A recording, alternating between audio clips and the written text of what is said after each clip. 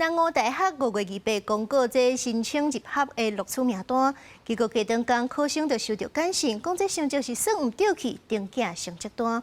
結果這考生是對正處變做弊處真失望。這回政治系經濟系加起來，計共有98個人成績受影響。校方出面回釋咧。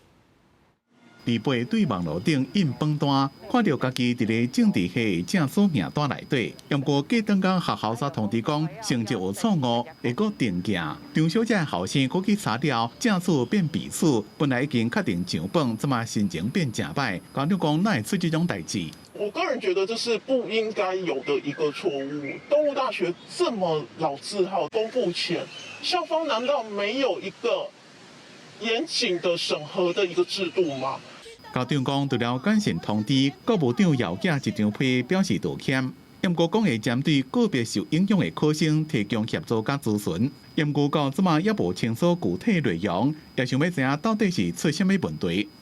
我希望東吳大學能夠把這一整個事件能夠調查清楚，並且公開透明的讓大家了解。我希望我的孩子是最後一個受害者。學校的榜單出問題，有一寡考生對正處變做弊處，已經上大學的考生也認為真喊過。蠻誇張的，應該這是一個很嚴謹的過程，但是他在出去前也沒有檢查，好過分哦！這個決定會影響到，比如說我之後面要不要都要考其他的，然後做一些準備，或者是考慮說要不要去其他學校。東吳大學用文理回應，講代志是因為有考生複查成績，發現政治系加經濟系面試的成績計算有錯誤，因此總成績受影響的考生，政治系24個人，經濟系74人。學校主動用簡訊等方式通知，要設專職窗口，提供諮詢服務。學校強調，要用正確的分數保障考生的公平競爭權益。